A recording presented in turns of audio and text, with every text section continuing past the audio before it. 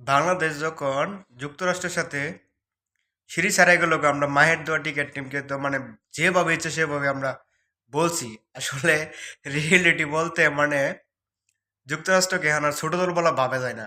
কারণ গতকাল টি-20 ওয়ার্ল্ড কাপে যে পাকিস্তানের সাথে যেভাবে তারা অবিশ্বাস্যভাবে যেভাবে ম্যাচ জিতছে, অবিশ্বাস্য বলতেছি এজন্যই যে পাকিস্তানের সাথে যদি খেলে আর কি, মানে 20 ওভার টিকেট খেলে যদি জিতে দিত সেটা অবাক হওয়ার কিছু ছিল না।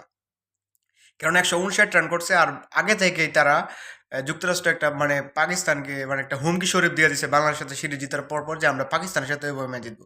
কিন্তু খেলাটা যখন সুপার ওভারে গড়াইলো, তখন কিছুটা অবিশ্বাস হওয়ার মতো। দেখেন পাকিস্তানের এত ব্যাটিং লাইন আপ, এত বোলিং লাইন আপ, এত স্ট্রং মোহাম্মদ আমির, যে কিনা বিশ্বমানের একজন বলার, সেই বলারের কাছ থেকে তারা 18 রান নিয়ে গেছে গা। 18 রান।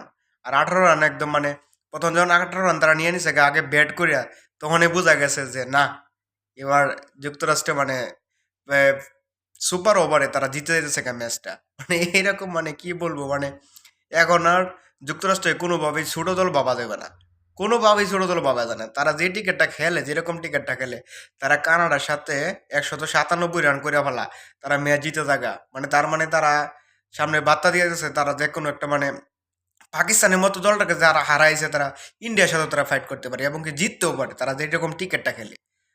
কি বলবো, আমরা তো মায়ের দোয়া টিকেট টিম রে মানে অনেকভাবেই আমরা করছি যে আমরা সিরিজ হারা যাওয়ার পরে নাজমুল হোসেন শান্ত একটা কথা বলছেন, সেটা হাস্যকর যেভাবে বলুক যে আমরা যদি শুধু বাংলাদেশে আর যুক্তরাষ্ট্র বিভিন্ন দেশের টিকেটরা খেলে, 5-6টা দেশের টিকেটাররা খেলে, তারা 5-6টা দেশ থেকে তারা দোয়া পায়, তো এই জন্য তারা টিকেটে ভালো করে। আসলে কথাটা কিন্তু এরকমই।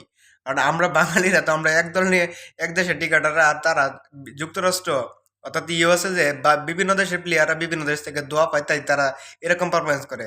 তাই আমরাও চাই সবাই সবাই বাংলাদেশ টিকেটের পাশে থাকি, বাংলাদেশে বেশি বেশি করে দোয়া করি, যাতে আমরা যদি এরকম যাতে একটা ভালো, যাতে আমরা ম্যাচ যাতে জিততে পারি। কারণ যে অকটাটা তারা গোটাইছে, যেরকম পারফরমেন্স তারা করতেছে যুক্তরাষ্ট্র, কি একদম চুনা চুনা করে লাইছে।